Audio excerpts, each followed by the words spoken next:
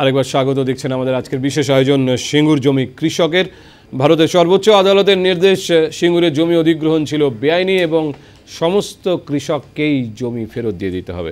ইতিমধ্যে আমাদের এই অতিথি তালিকায় সামান্য পরিবর্তন, আমরা আরও দুজন বিশিষ্ট অতিথিকে আমাদের সঙ্গে পেয়েছি। সুজাত ভদ্র, অধ্যাপক সুজাত ভদ্র আমাদের এই আলোচনায় যোগ দিয়েছেন এবং কংগ্রেস নেতা প্রাক্তন সাংসদ সর্দার আমজাদ আলী যোগ দিয়েছেন। আমজাদ সাহেব বিশিষ্ট আইনজীবী। ইনফ্যাক্ট আজকে বামপন্থী দলগুলো, প্রধানত সিপিআইএমের তরফ থেকে যারা যারা এই রায় সামনে আসার পর সংবাদ মাধ্যমের সামনে কথা বলেছেন, তারা প্রত্যেকেই এইটাকে প্রমাণ করার চেষ্টা করেছেন যে যেভাবে এই রায়ের বিষয়টিকে সামনে আনা হচ্ছে বিষয়টি ঠিক সেরকম নয়। যেমন সূর্যকান্ত মিশ্র বলেছেন যে বেআইনি মোটেই সুপ্রিম কোর্ট বলেননি, দুজন বিচারপতি দুরকম মত দিয়েছেন। পাশাপাশি বিকাশ রঞ্জন ভট্টাচার্য, বিশিষ্ট আইনজীবী, কলকাতার মেয়র ছিলেন একটা টার্মে, সিপিআইএম নেতা, তিনি কিন্তু পরিষ্কার বলেছেন যে এই রায় একটা খারাপ প্রতিক্রিয়া তৈরি হবে এবং যেভাবে সুপ্রিম কোর্ট বলছে যে জমি ফেরত দিতে হবে, অত সহজ নয় এভাবে জমি ফেরত দেওয়া। আমরা একবার আপনাদের দেখিয়ে নিই বিকাশবাবুর বক্তব্য, তারপর ফিরে আসছি আলোচনায়। This judgment will have many bad repercussions in the overall economy of the state. First of all, the judgment's implementation would be a huge chaos. How could the Tata will return the land to 1400 farmers or the land losers? The question of indication of their lands, question of division of land, and that land is no more an agricultural land, it has become an industrial land. The Supreme Court probably did not think of this practical difficulties. But Supreme Court is supreme, you have to accept it. And secondly, this will create definitely a panic wave in the minds of the investors. None in future will come to West Bengal to invest, because the land would be acquisition to purchase in whatever form. Ultimately some sort of litigation is always possible, and after 10-15 years if it is declared that the land acquisition was bad, then the investors will be in difficulty. Do you think any sensible investor will come? Therefore, the stance taken by the new government before the Supreme Court is absolutely cutthroat defense stand. আমরা দ্বিতীয় অংশটা নিয়ে, অর্থাৎ যেটা বিকাশবাবু বলছেন তার দ্বিতীয় অংশটা নিয়ে একটু আগে কথা বলেছি, কিন্তু প্রথম অংশটায় আসি। ঘটনাচক্রে আমজাদ সাহেব একজন বিশিষ্ট আইনজীবীও, আমি সেই জন্য আইনের প্রশ্ন তুলতেই পারি এখানে। বিকাশ রঞ্জন ভট্টাচার্যের মতে এই জমি ফেরত দেওয়ার প্রক্রিয়াটা মোটেই সহজ নয়। এটাই ইতিমধ্যেই শিল্প, ইন্ডাস্ট্রিয়াল ল্যান্ডকে বাংলায় কি বলবো, শিল্পর জন্য চিহ্নিত জমি ইত্যাদি এই ধরনের পরিবর্তনের হয়ে গেছে। হ্যাঁ, এর ফলে এটাকে আর কৃষকদের হাতে ফেরত দেওয়া সম্ভব নয়। আপনার কি মনে হয়? বিকাশবাবু যে অ্যাঙ্গেল থেকে বলেছে সেই অ্যাঙ্গেল থেকে আমি বলবো না। এই প্রশ্নটা একটু আগে এবিপির কাছ থেকে আমাকে করা হয়েছিল। যেমন সুপ্রিম কোর্ট বলেছেন যে 12 সপ্তাহের মধ্যে এই জমিগুলোকে ফেরত দিতে হবে, এবং সেই ফেরত দেওয়া প্রক্রিয়াটা করবে কে? সেটা করবে জেলা প্রশাসন। সুপ্রিম কোর্টের মাননীয় বিচারপতিরা বোধহয় জানেন না, and I say with all authority, এই জমিগুলো যখন অধিগ্রহণ করা হয়েছিল তখন আরএস ম্যাপ বলে, রেভিনিউ সার্ভে ম্যাপ বলে, সেইটির ভিত্তিতে অধিগ্রহণ করা হয়েছিল। Therefore it is not only a মৌজা, এটা একটা মৌজা, তৌজি এবং সঙ্গে সঙ্গে প্লট নাম্বার। সেই প্লটের চরিত্রটা কী, তার আয়তনটা কী, তার উত্তর দৈর্ঘ্য, পশ্চিম পূর্ব তার আয়তনটা কী, এগুলোকে আইডেন্টিফাই করে ফেরত দিতে হবে। অরিজিনাল ল্যান্ডটা in that shape it has to be return. Supreme কোর্টের মাননীয় বিচারপতিদের আমার জিজ্ঞাসা করতে ইচ্ছা করে যে 12 সপ্তাহের মধ্যে ফেরত দিতে হবে মানে 3 মাস। Has the district authority that equipment? আপনি কি বিকাশবাবুকে সমর্থন করছেন? মানে বিকাশবাবু যেটা বলেছেন সেটা কি? বিকাশবাবু যেটা বলেছেন যে ইন্ডাস্ট্রিয়াল ল্যান্ড, ওটা এখন ইন্ডাস্ট্রিয়াল ল্যান্ড হয়ে গেছে। ইন্ডাস্ট্রিয়াল ল্যান্ড কিংবা agricultural land, I am not going into that dispute, আমি ওটাতে যাচ্ছি না। দ্বিতীয় কথা, এতদিন ধরে তো আমরা শুনে এসেছি, খবরের কাগজে শুনেছি, আপনাদের টেলিভিশনে শুনেছি মোট 11টা মামলা, এখন তো শুনতে পাচ্ছি 8টা মামলা, এবং 8টা মামলা। লিসেন টু মি, 8টা মামলাকে একসঙ্গে মিলে তার জাজমেন্ট হয়েছে। 2011-তে পশ্চিমবাংলায় সরকারের পরিবর্তন হয়েছে, সিঙ্গুরের জমি ফেরত দেওয়ার জন্য পশ্চিমবাংলা সরকারের আইন হচ্ছে 2011। যতগুলো মামলা সিদ্ধান্ত হয়েছে সবগুলো 2008-এর। 2008-এর যে মামলাগুলো করেছিল তৃণমূল করেনি, এই ওরা করেছিলেন। 2008-এ যে মামলাগুলো করেছিল ইচ্ছুক এবং অনিচ্ছুক কৃষক যারা, তারা সেই মামলা করেছিলেন। এখন কাকের বাসায় কোকিলের ডিম পেড়েছে এই নিয়ে যদি আনন্দ করতে আরম্ভ করে দেয় করুক। না কিন্তু সেটা তো আপনার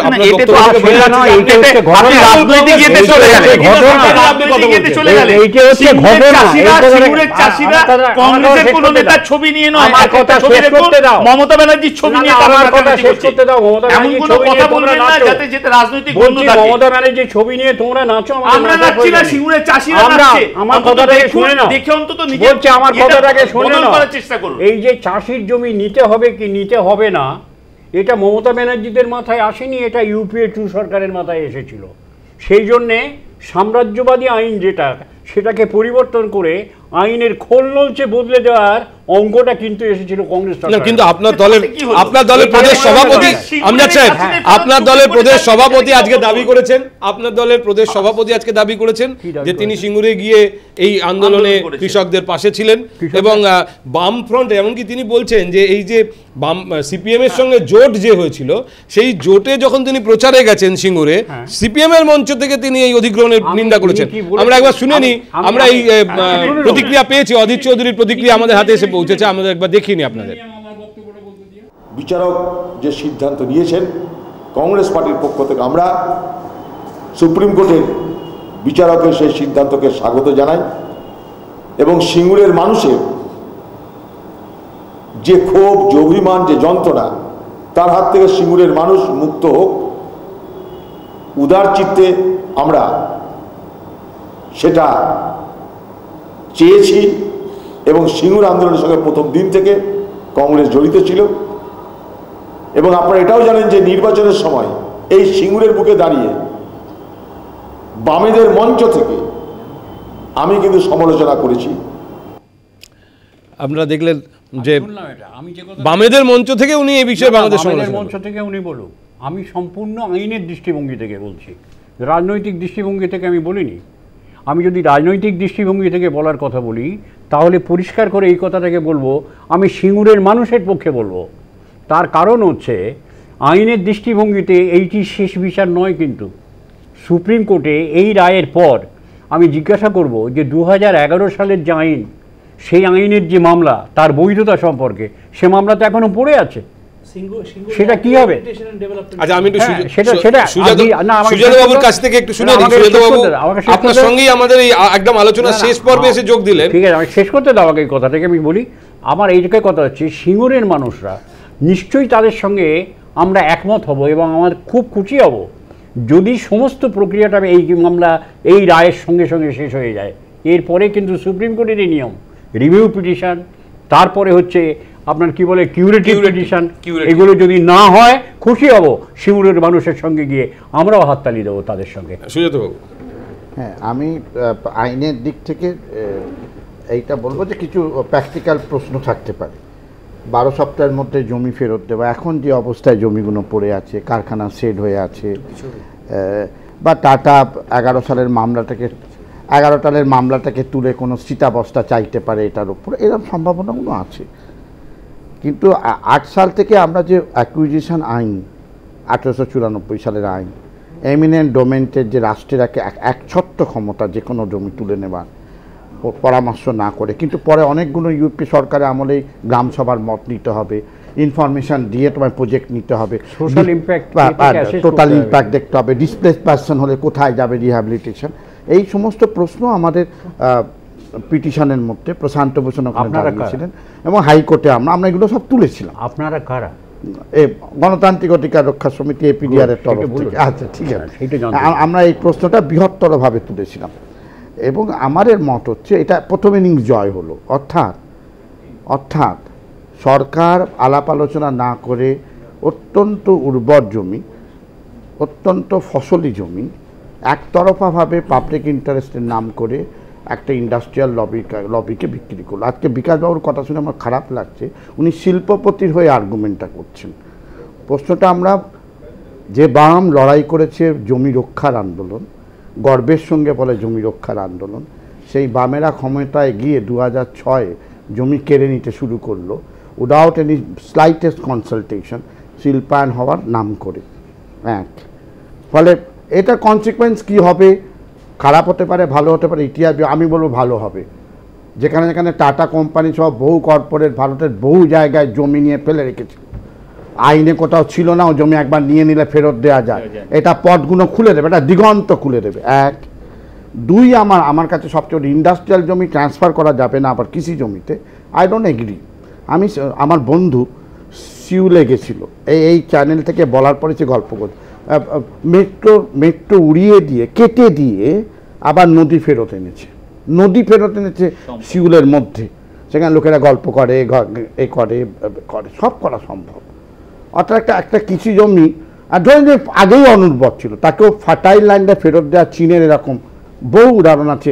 অত্যন্ত খারাপ জমিকে কৃষিযোগ্য জমিতে পাওয়া, আর এখানে কিছুটা মাটি খুললে, সিমেন্ট তুলে দিলে, আবার কৃষকদের যদি উইল থাকে এবং সরকারের যদি তাতে সমর্থন থাকে, আমাদের যারা আন্দোলন সমর্থন করেছি নানা স্তরে, তাদের যদি সমর্থন থাকে, নিশ্চয়ই লোকের মুখে আমরা হাসি ফোটাতে পারব। কিন্তু ইট উইল রিকোয়ার ইনভেস্টমেন্ট, আবার নতুন করে ইনভেস্টমেন্ট হবে, আমি ইনভেস্টমেন্ট হবে। আমি এখানে বিকাশ বাবু সহ সিপিএমদের সাথে আমাদের ফান্ডামেন্টাল তফাৎ এখানে হচ্ছে, ওদের দৃষ্টিভঙ্গিগত শিল্পায়নের দৃষ্টিভঙ্গি সঙ্গে জমি সংগ্রহ ও অধিগ্রহণ, কৃষক আন্দোলনের প্রতি ওদের বর্তমান আন্দোলনের প্রতি তাদের মনোভাব, আমরা মৌলিকভাবে আমাদের পার্থক্য আছে। এ তর্ক এখানে মীমাংসা হবে না।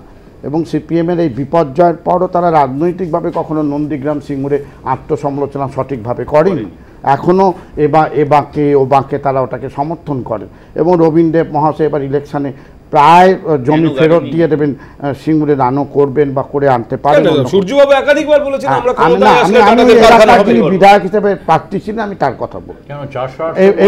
এবং রাজ্যপালের সঙ্গে যে চুক্তি হয়েছিল সেই সময়, যেখানে সূর্যকান্ত মিশ্র ছিলেন, সমীর বাবুর মতো যারা একেবারে সিঙ্গুরে ওই সময় পার্টি লাইনে বিরোধিতা করে বেরিয়ে, অনুরাধা তখন ছিলেন, আপনাদের ওই পার্টিতে ছিলেন, আপনারা আগেই বেরিয়ে গেছেন, কিন্তু ওরা যেভাবে আন্দোলনে ছিলেন পুরোটা আমরা এই আন্দোলন একটা অন্য দিগন্ত খুলে দিয়েছে, যে ল্যান্ড অ্যাকুইজিশন অ্যাক্টটাকে চ্যালেঞ্জ করো, কৃষকের অধিকারটাকে প্রতিষ্ঠা করো। আজকে মুখ্যমন্ত্রী মমতা বন্দ্যোপাধ্যায় কিন্তু সাংবাদিক সম্মেলনে বলেছেন যে আমরা জমি ফেরত দেওয়ার প্রক্রিয়া শুরু করব এবং তার জন্য যা যা করা দরকার সেটা করব।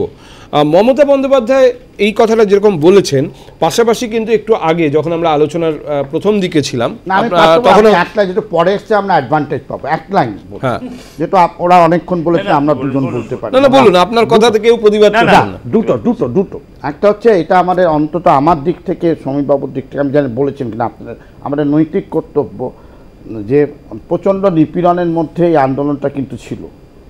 তাতে তাপসী মালিক শহীদ হয়েছেন, রাজকুমার ভুল শহীদ হয়েছেন, টিভি চ্যানেলের অসাধারণ ভূমিকা, ছাদের ওপর উঠে দাঁড়িয়ে একটা লোককে পুলিশ মারছে, ওই বিভৎস ছবি দেখে আমাদের প্রথম একটা স্পন্দন গড়ে ওঠে। ওই ছবি কলকাতার বুদ্ধিজীবী মহলকে রাস্তায় নামিয়ে দিয়েছিল। সিপিএম যেখানে 235 বিপুল ভাবে জিতে এসেছিলেন, যেখানে সেই জায়গায় দাঁড়িয়ে ওই আন্দোলনের রিপ্রেশনের মুখে দাঁড়িয়ে, এবং আমার মনে হচ্ছে আমি মেটাপাটকা সল্টলেক থেকে বেরোবো, কোথায় সিঙ্গুর কোথায় সল্টলেকে তুলে আমাদের সারাদিন স্টেডিয়ামের মধ্যে লুকিয়ে দিল, সিঙ্গুর যেতেই দিও না, 144 সিঙ্গুর, আমি ওখানে ভাঙলে পরে তুমি আমায় দেবে, সল্টলেকে তুমি আমাকে তুলে নিলে কেন?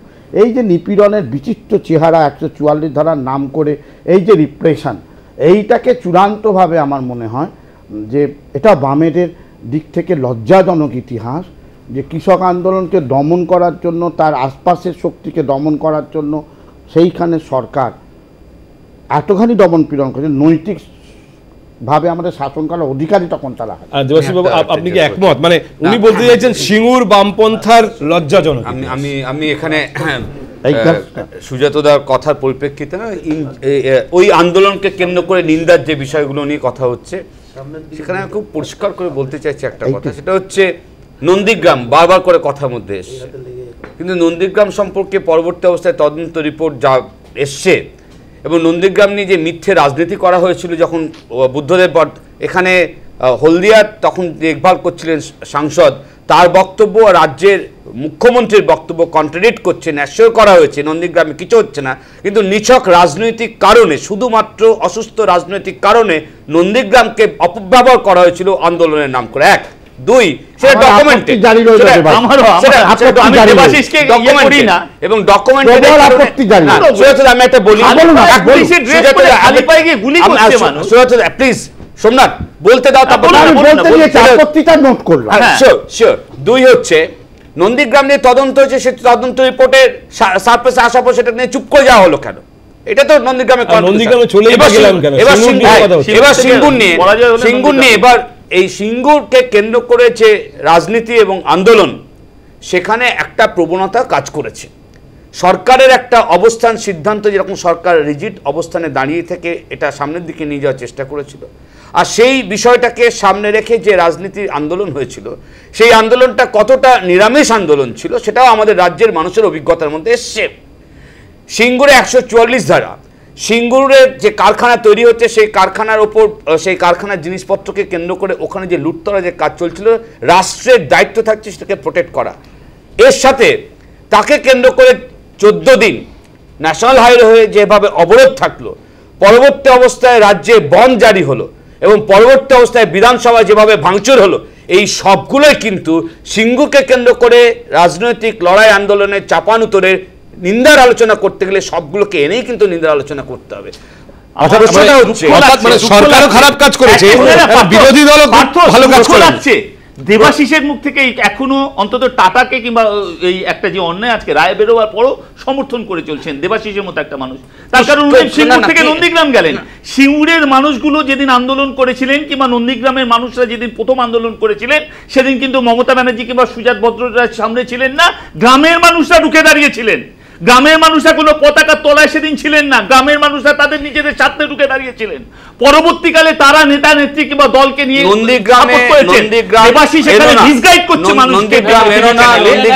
মানুষের আন্দোলনকে উনি রাজনৈতিকভাবে সাপোর্ট করে যাচ্ছেন। সমীরবাবুর কথাটা শুনি। আমি একটা কথা বলছি যে আমি উন্নয়নের নামে এমন কোনো কাজ করব কেন যাতে কেউ আমার কাজের অপব্যবহার করতে পারে, এটা আগে ভাবতে হবে। এই কথাটা তো আমি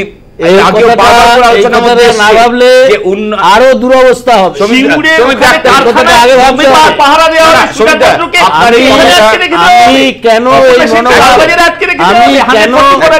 আমি কেন এই মনোভাব নেব যে আমরা 235 ওরা 30, আমরা যা বলবো তাই হবে?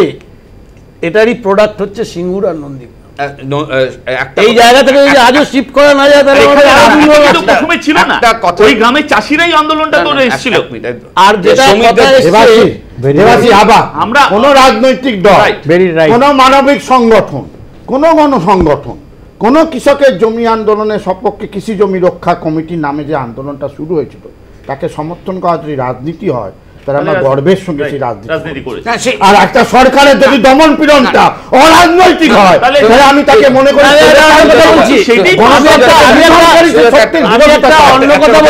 অন্য কথাটা মনে করে দিচ্ছি, দমন পীড়নকে সমর্থন অন্য কথা মনে করে দিচ্ছি। যখন পশ্চিমবাংলা এটা 2 মাস ধরে কিছুতেই মিটছে না, কারখানা উঠে গেল, তখন অন্ধ্রপ্রদেশে বামপন্থীরা মজুরির দাবিতে আন্দোলন করছিল, 8 জন গুলি করে খুন হয়েছিল, কংগ্রেসের সরকার চলছিল, একদিন দুদিনের মধ্যে তারা কি করে মিটিয়ে নেয়? নিজেদের দিকে তাকিয়ে সেটা ভাবতে হবে। না না, 100 বার যে কথাটা বারবার করে একই সময় হয়েছে, একই সময় একটা কথা, তাহলে কৃষকের সঙ্গে চুক্তিতে সরকার পক্ষ ছিলেন, কেন সেই চুক্তি মানা হয়? সুজাতদা, একটা জিনিস আপনি ভালো করে জানেন যে রাজ্যপালের ওখানে আলোচনা হওয়ার পর সেই আলোচনাটাকে পরবর্তী অবস্থায় এসে ভেস্তে কার উদ্যোগে দেওয়া হয়?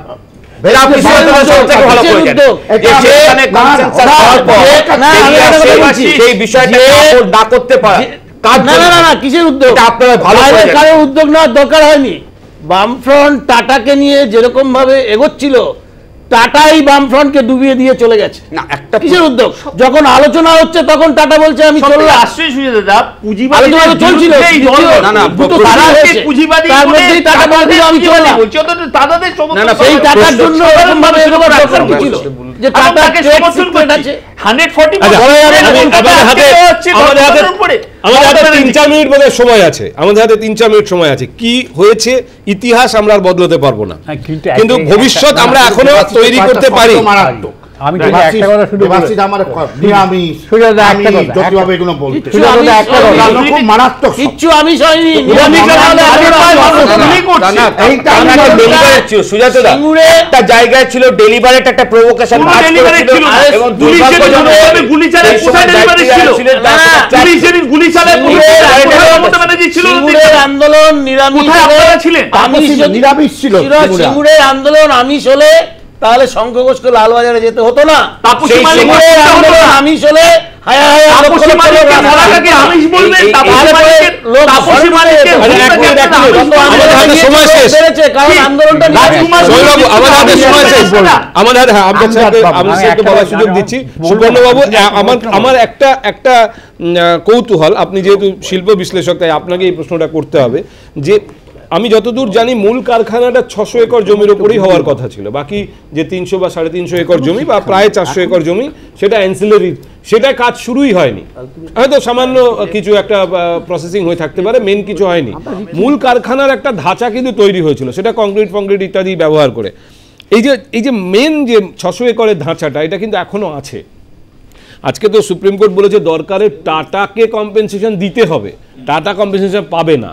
মানে এখানে কিন্তু টাটা কর্তৃপক্ষ এই মুহূর্তে একটু সাইডলাইন্ড, একটু এটা তো সর্বোচ্চ আদালতের রায়, টাটাকেও মানতে হবে। এই অবস্থায় যে বার্তা আমরা আগে থেকেই পাচ্ছিলাম যে টাটার সঙ্গে কথা হচ্ছে, মমতা বন্দ্যোপাধ্যায়ের বিদেশি যে টিম যাচ্ছে সেখানে টাটার প্রতিনিধিত্ব রয়েছে, তাতে এরকম কি হতে পারে যে এই 600 একর যেটায় শিল্প করা নিয়ে এর আগে উৎসাহ দেখিয়েছেন মমতা বন্দ্যোপাধ্যায়, এখন টাটাদের তরফ থেকে উৎসাহ দেখানো হবে? প্রথম কথা হচ্ছে যে আমাদের যিনি এখন বাণিজ্য বা শিল্প মানে অর্থমন্ত্রী, তিনিও রতন টাটার মানসিক ভারসাম্য নিয়ে প্রশ্ন তুলেছিলেন, আবার রতন টাটাও গুড অ্যান্ড ব্যাড ডেম নিয়ে কথাবার্তা বলেছিলেন।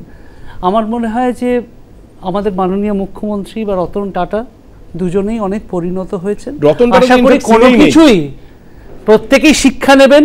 মুশকিলটা 2006 সালে দাদের 235 ছিল, আজকে যারা রাজ্যের নামও বদলে দিতে পারেন তার কারণ তাদের কাছেও সেই 215-20, যেটা সমীরদা বারবার বলার চেষ্টা করছেন, সংখ্যাতত্ত্বের ভিত্তিতে কিন্তু এমন কিছু কাজ করে ফেলবেন না সেটা ভবিষ্যতে কিন্তু আবার আমাদের এই টেলিভিশন আলোচনার চ্যানেলে বসতে হয়। ওয়ান,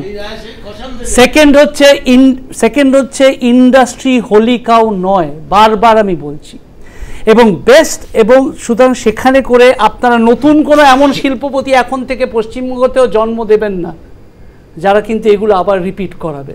অ্যান্ড নির্বাচন শেষ কথা বলে। আমার প্রশ্নের উত্তরটা কি?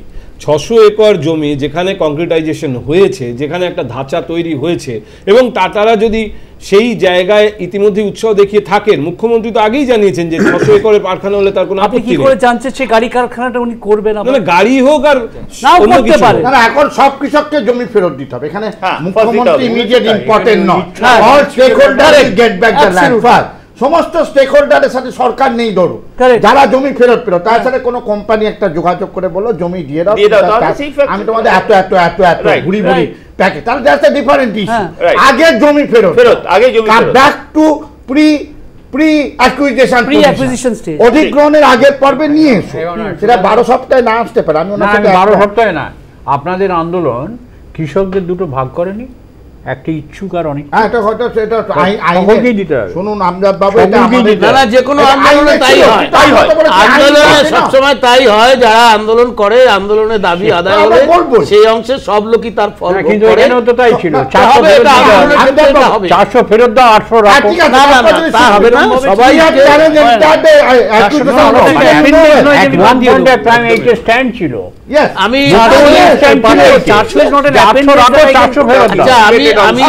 ধরুন 400 ফেরত দেওয়া যেত তখন, তাই 600-তে হয়তো কারখানা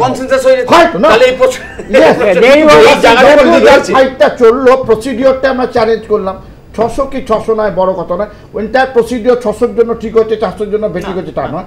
আইনে ইচ্ছুক অনিচ্ছুক ছিল না, অ্যাজ ইউ নো, উনিও জানেন আমরাও জানি। তো আমরা পলিটিক্যালি এটা আনলাম যে অনিচ্ছুক ইচ্ছুক যেহেতু মত নেওয়া হয়নি, সবাইকে নোটিফিকেশন ঠিক মতো দেওয়া হয়নি, সবার আপত্তিগুলো ল্যান্ড অ্যাকুইজিশন একটা এমিনেন্ট ডোমেন থাকার জন্য মতামত নাও নিতে পারে। এই যে পাওয়ারটা, এটাকে আমরা চ্যালেঞ্জ করি, যে কলোনিয়াল পাওয়ার, সাম্রাজ্যবাদী আইন বা কলোনিয়াল আইন ডোমেনটা চলে গেছে এই রায়ের ফলে, চ্যালেঞ্জ হয়েছে। দেখুন, আমাকে আলোচনা থামাতে হবে। সমীর বাবু 1-2 লাইনে বলুন, কারণ আমাদের হাতে সময় শেষ। জমি, কৃষি কৃষি অবস্থায় কি শিল্প অবস্থায় কৃষককে ফেরত দিতে হবে, এক। দ্বিতীয় কথা হচ্ছে এখন সরকারকে আমি ছেড়ে দিচ্ছি না, সরকার, টাটা এবং আইনের জায়গা যেখান থেকে রায় হয়েছে তারা মিলে ব্যবস্থা করতে হবে কি করে সমস্ত সমস্যাটা সুষ্ঠু সমাধান করা যায়।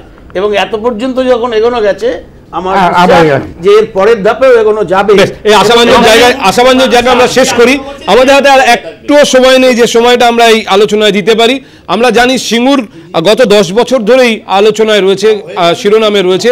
আজকের রায় এমনকি জমি অধিগ্রহণের বিষয়টিকেই একটা অন্যরকম ব্যবস্থাপনার মধ্যে নিয়ে যাবে। আগামী দিনের জমি অধিগ্রহণ আর অতীতের জমি অধিগ্রহণের মধ্যে তফাৎ তৈরি করে দেবে আজ সুপ্রিম কোর্টের দেওয়া এই রায়। এবং আমরা এই সিঙ্গুরের এই 1000 একর জমির ভবিষ্যতের দিকে নজর রাখবো, প্রয়োজনে আবার এই আলোচনার টেবিলে একত্রিত হব। আজকে আপনাদের সবাইকে অসংখ্য ধন্যবাদ আমাদের সময় দেওয়ার জন্য। ধন্যবাদ আপনাদেরও দেখছিলেন আমাদের আজকের এই বিশেষ আয়োজন। দেখতে থাকুন নিউজ টাইম।